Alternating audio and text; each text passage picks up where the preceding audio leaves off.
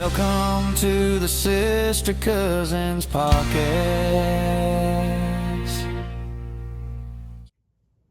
Well, here we are. Week 2. Week 2, episode 2. Sister Cousins. Still podcasting. Who'd have thought? Look at us. I know, We're right? on week 2. I know. Oh, gosh. So, after we sat and thought about like how we wanted this podcast thing to go, we decided we would do a theme word, and each week our podcast would be based around that theme or that word or something. So this week's word is unbelievable, because quite honestly, some of our things that we've lived through and we're here to tell you about it are quite unbelievable. Mm-hmm. You know, I sat here trying to think of where in the world am I going to go with There's unbelievable. a lot of choices out there. So, the first one that came to my mind was, did I ever tell you about that time we built a shed? Oh.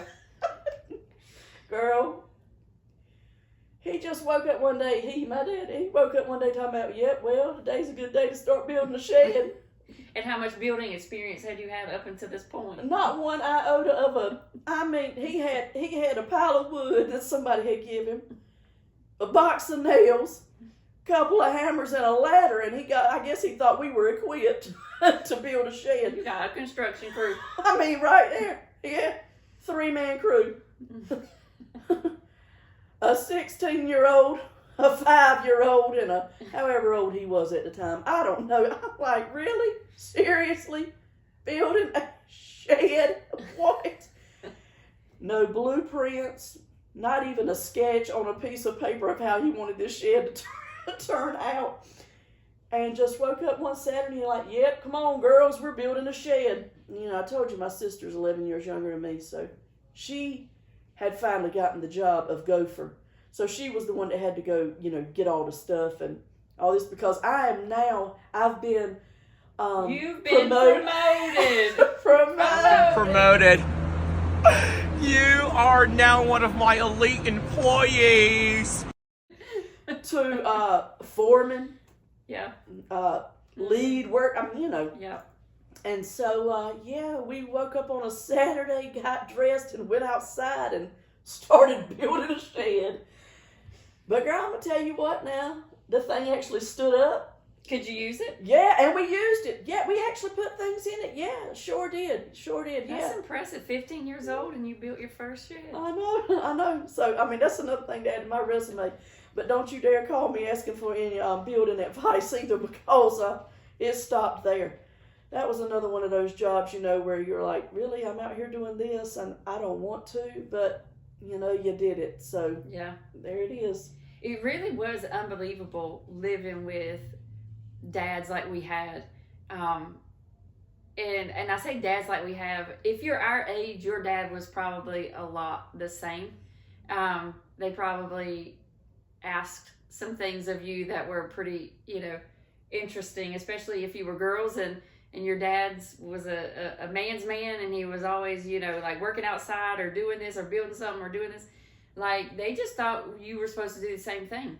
And so I say probably like there's two that I think about when I think about unbelievable. Only two? I mean, there was a lot of them that were unbelievable, but these two were like, really unbelievable. I may hit both. I don't know. We'll see. But one of them, I don't remember how old I was, but it had to be somewhere between like 3rd or 4th grade. And we lived in a house that had a wood stove. And so we had to keep firewood. And so we had like a screened-in porch in the front. And so we had to keep firewood. And we had woods out behind our house. And so we would go and, we'd have to chop wood, carry wood, all the things. And again, mind you, I'm in like 3rd grade. My sister is 18 months older. And, my dad we were running low on wood and it was kind of cold. And he said, we got to go out this morning and we got to go get some wood. And I thought, okay, we're going to the barn and we're going to carry wood that's already been chopped down and we're going to bring it back to the house and stack wood. And that's going to be my Saturday, But no, he loads up 2 chainsaws and the handsaw, and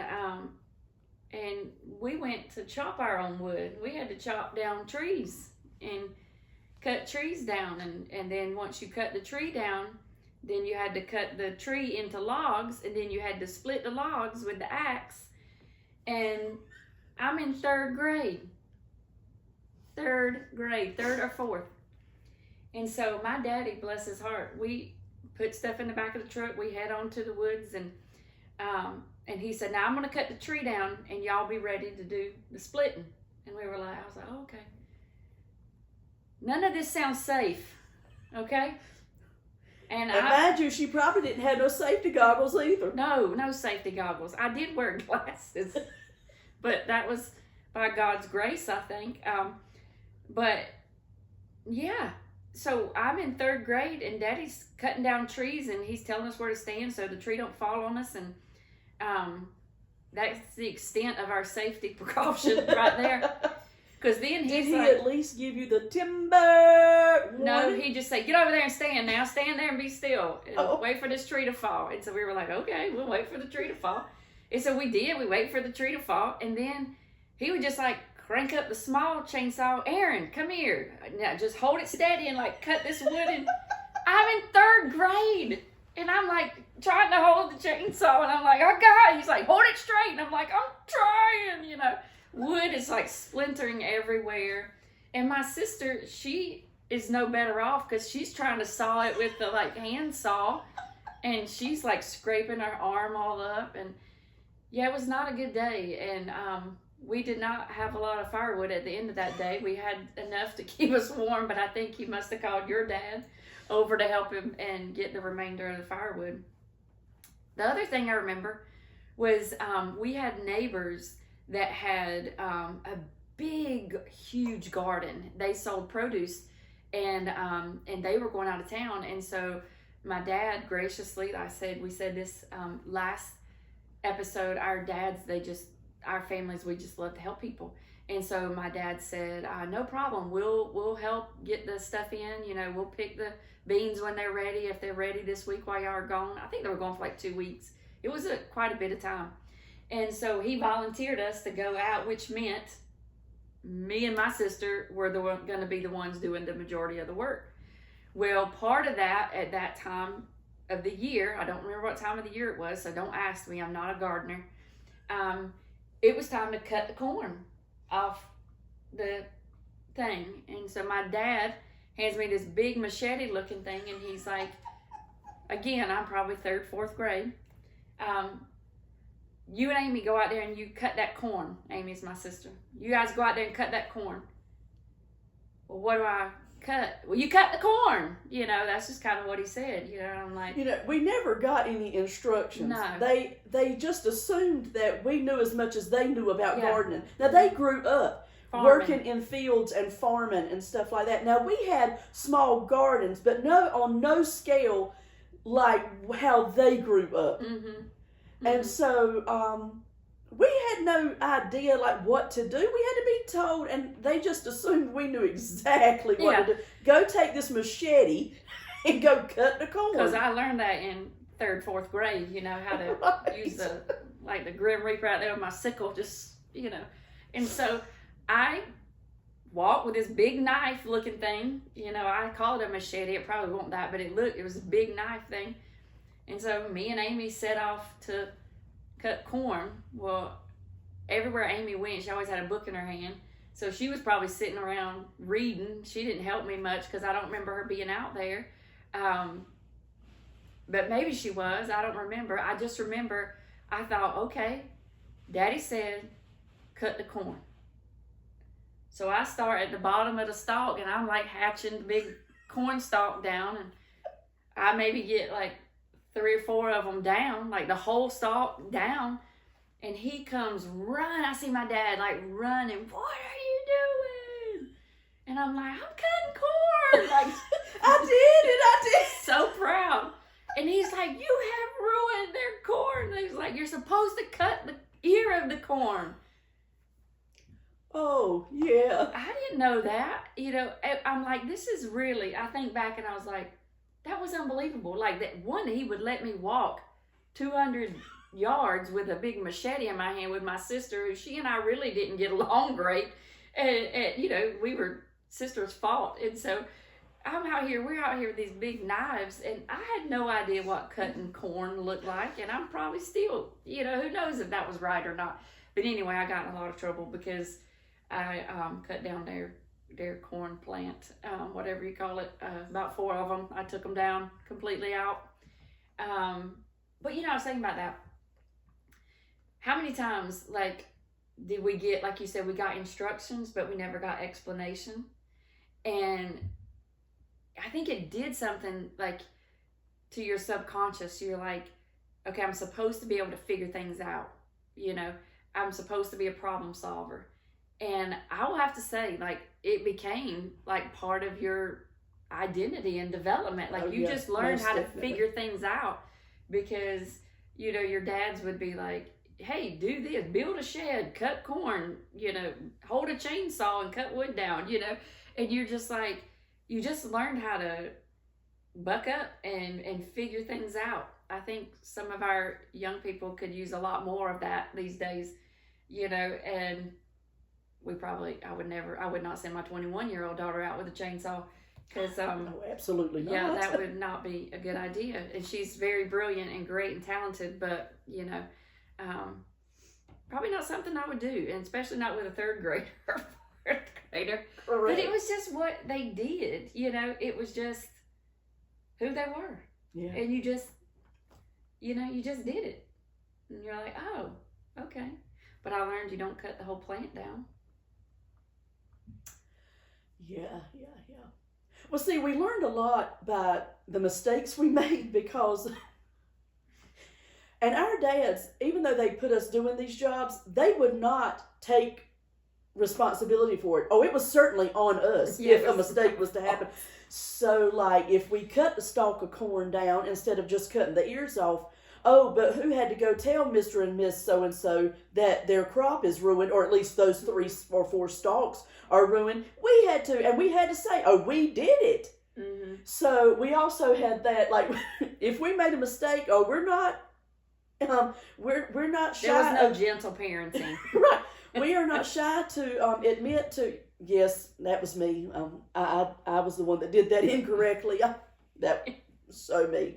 Misunderstood the instructions. Sorry about your profit from your corn that you won't get. Yeah, we had to own it though. We had to own it. There was no gentle parenting, and I understand that you weren't clear with instruction, and I apologize, and let's sit down and talk about that. There was none of that, and but you still come out, and I learned what not to do, if anything else, I've never cut another stalk of corn down, and I'm 52 years old. There you go. And I probably could use a chainsaw if I tried, but I never have since then because it was pretty traumatic. But yeah, I don't know if your dad ever said this to you, but my dad certainly said it to me.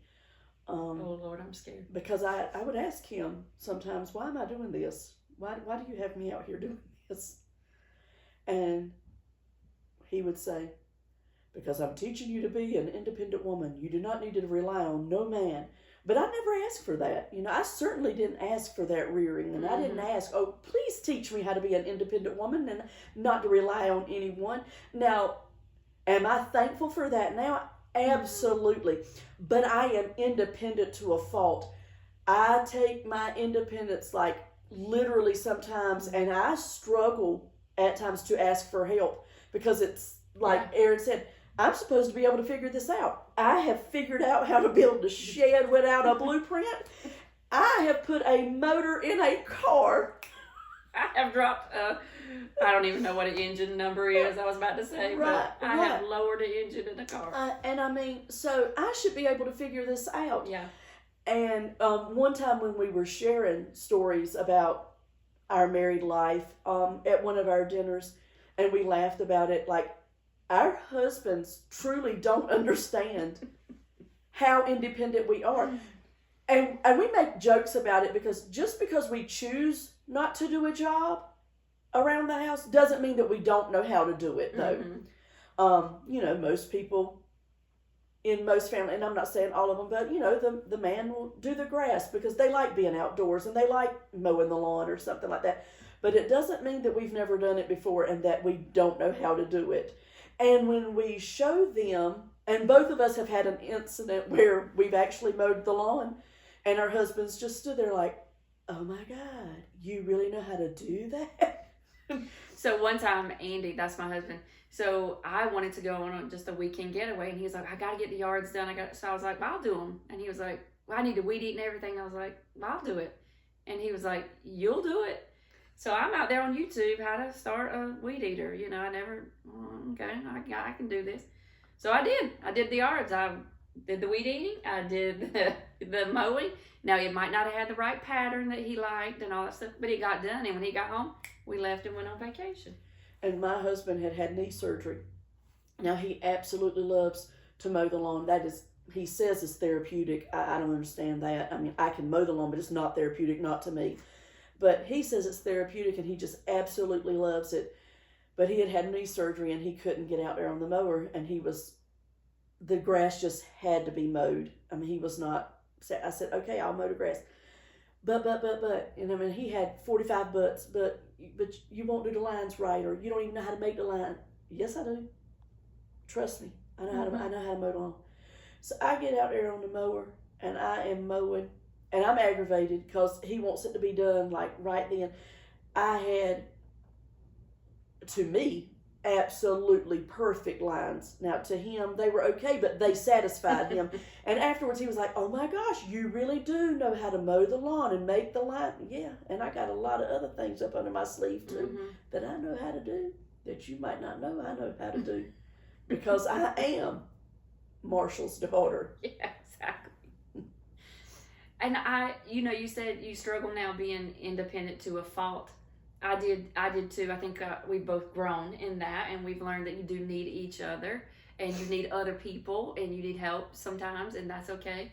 But I would say too, like, something that I've had to wrestle through, especially with God, is like solving everybody's problems. Like, because we are women, we're not men, we're wired differently, we're nurturing, we are natural problem solvers. Like, we want to help those around us and make sure that things are taken care of, and so that growing up like that and being forced to figure things out on your own created this innate drive that, like, I will figure it out. Like, if I don't know it, I will figure it out.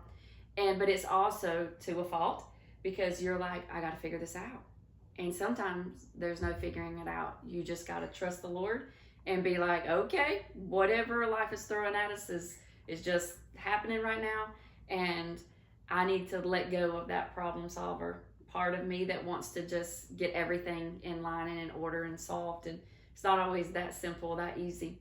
So even in the hard things that our dads would ask of us to do, it built character. It built something. It built something in us, and we don't say it and tell you these stories to be like, "Oh, it was awful growing up." It wasn't. I think both of our dads were extremely fun to be around.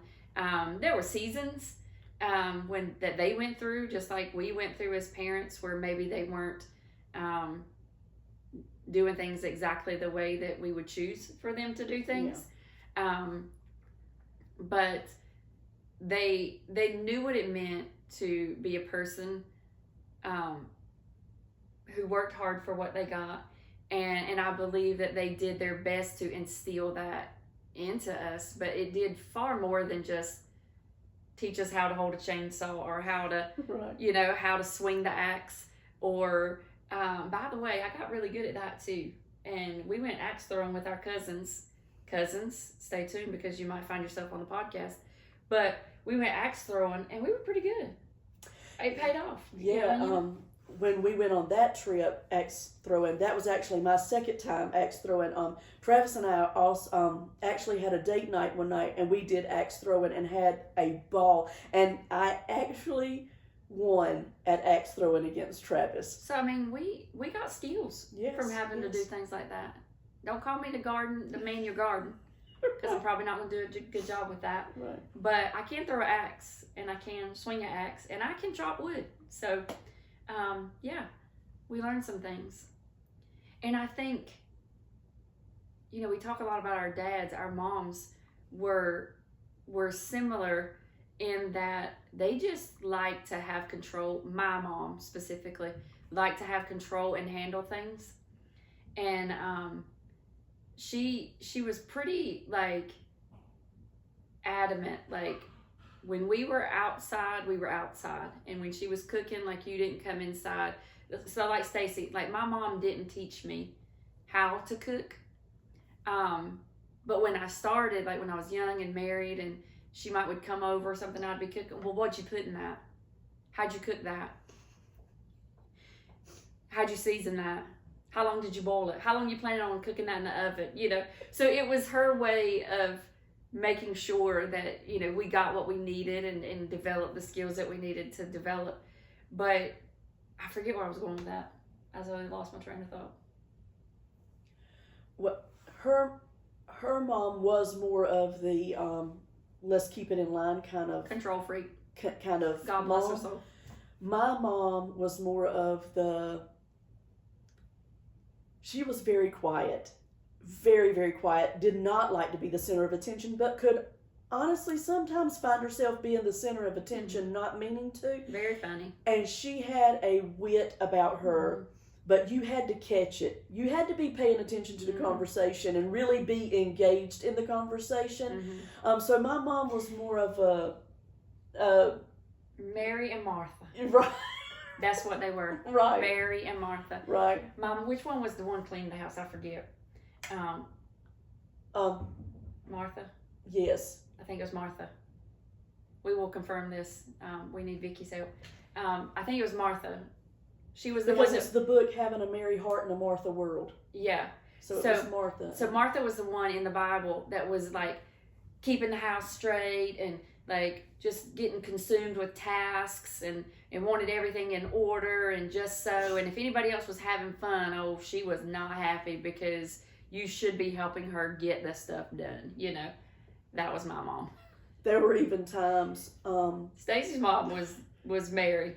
Yes. She was just in the moment. And you know, and even when they got older, they were roommates, and they lived together until it just became a health reasons, and they couldn't help take care of each other. Yeah, is what actually got them living separately. But when they lived together, of course, grandchildren were over there. It's either Bonnie's grandkids or my children or my sister's children. You know, my mom's grandkids. But grandkids were over there all the time. And probably because my mom's grandkids were younger, they were over there more than actual Bonnie's grandkids. And bless her heart, in her advancing age and everything, you know, her nerve span had gotten shorter and shorter and shorter.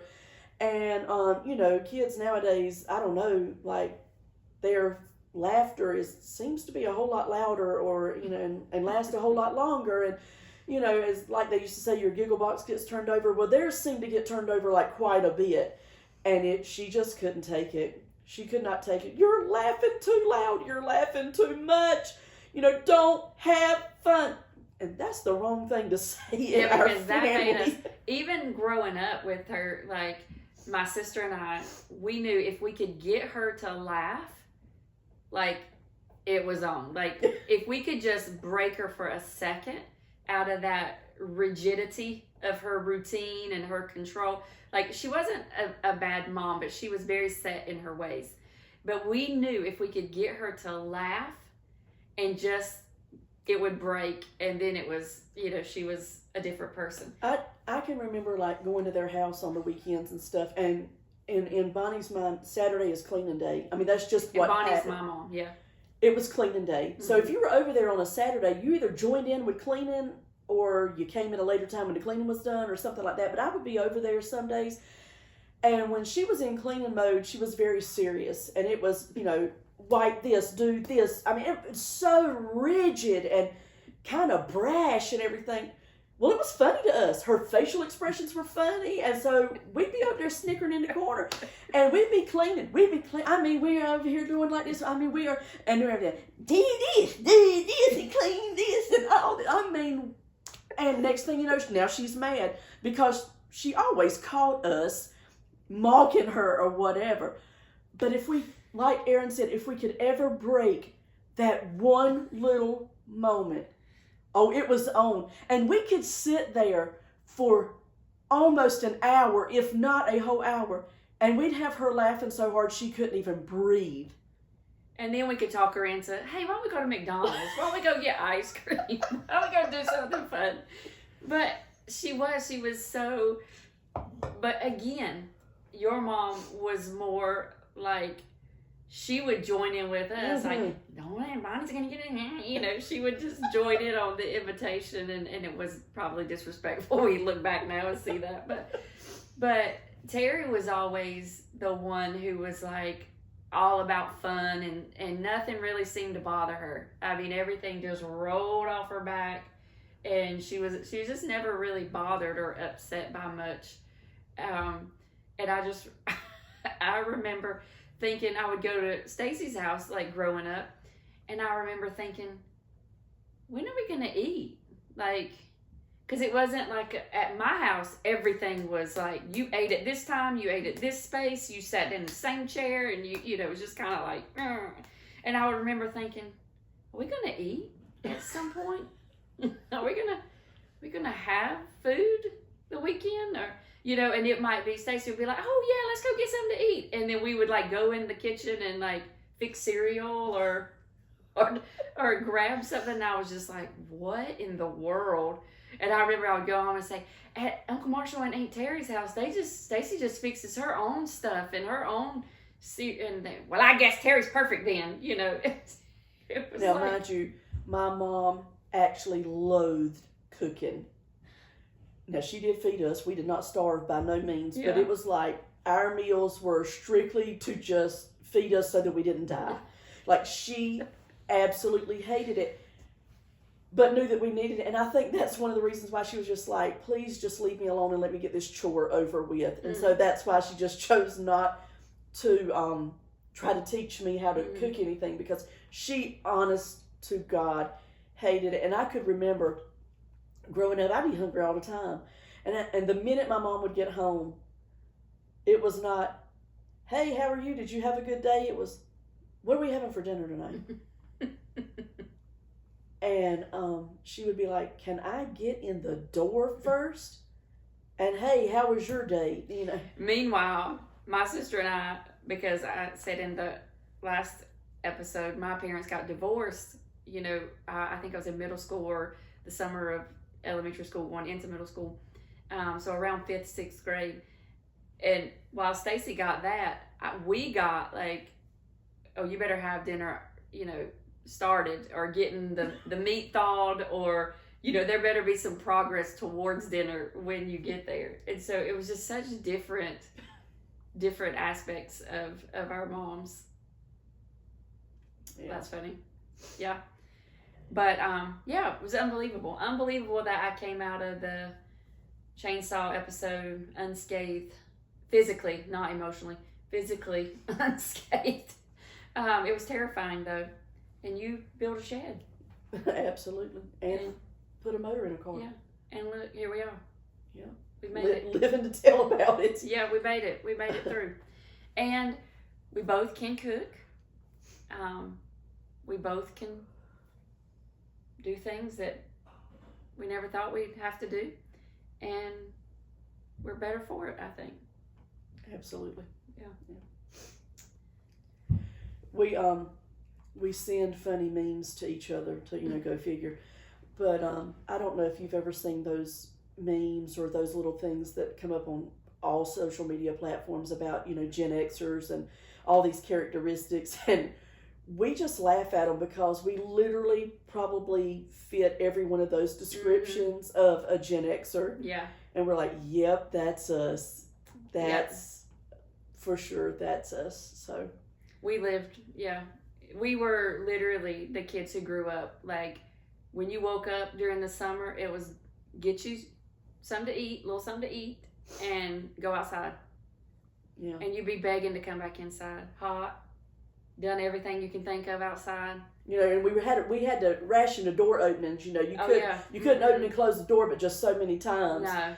And it never failed. If I wanted to be outside, when I came inside, well, that was the end of my count, and now I had to stay inside. Yeah. Because I couldn't open the door anymore to get outside. Yeah, because it's too many times. Because I had already opened it and closed it. That AC going out? Yeah. Or vice versa. If I needed to come inside, I had to use the bathroom or something, I needed to come inside, but I had made it outside, and I had hit my quota right there, so now I had to stay outside. Mm-hmm. And hope to God I could come in when somebody else came in, sneak in with them or something, then I knew I would have to stay inside then because I had met my quota of door openings and stuff. So there was minimal door openings and closings, and you'd be begging to come inside, hot as all get out, and then you get in trouble because you didn't, you're sweaty and you smell like outside. You hear that? You smell just like outside. Go get a bath, wash your hair. You're like, golly, I just wanted to do something inside, Right. But it was different times, for sure. Definitely. Yeah, Definitely. drank out of a water hose. Yep. Yeah. I'm thirsty. Can I come inside and get some water? There's a perfectly good water hose out there. Right. Same kind of water running through it. You'll be all right. Yeah. All kinds of stuff. Yeah. Unbelievable. Today, these kids, they don't know what that's like. In AC all the time. Willingly can go in and out of their house as many times as they want to. Abby asked me one time if I had ever gone to school during a time when there wasn't a computer. And I never felt so old in all my life when I had to answer the question, because I had read something one time about parents, because our parents, you ask why when, you get that age where it's like everything, well, why? And they didn't have but just so many answers, and we had way more whys than they had answers for, so then it got to be because I said so. Mm-hmm. But I tried so hard not to be that kind of parent. But you get there sometimes because you're like, I don't know what else to say. I mean, I don't know how to answer this. Mm-hmm. But I tried to really have an answer for all of the whys. And so I really tried hard to be that parent that had an answer. So I felt like once she asked me the question, then I needed to answer it. And I said, well, the first time I used a computer, I was in high school. I thought she was going to fall out of the car. Yeah. And we were driving down the road, but I thought she was going to fall out of the car when she realized that I had gone all elementary and middle school and had never even used a computer before. Yeah. Remember Oregon Trail? Yes, Lord. That was the jam back in the day. Yes. They bringing it back too, I hear. I know, yeah. Mm-hmm. Everything circles back around. Yeah. Remember that Apple IIe, Apple Macintosh? Yes, girl. Yes. So there was no technology class. When we took typing in high school, it was on a typewriter. Yeah. Or even the swing arm thing. Yeah. Yeah. Kids don't understand these days. No. They don't understand what we had to live through. Absolutely not. Sodas? You got Kool-Aid or water. Yeah. Mm-hmm. And you didn't get no fancy hydro jug or nothing like this. No. You got tap water in a glass. Yep. Or a Tupperware cup. Yep. Yeah. Unbelievable. We made it though. Yeah, we did. Mm-hmm. Yes, we did. Mm-hmm. Well, thanks for joining us again for episode 2, Dose. So we will be back, and you never know what word of the week it will be then. But thanks for joining in. I hope you'll hang around. We're just getting started. Like and subscribe to our content. Do that, why don't you?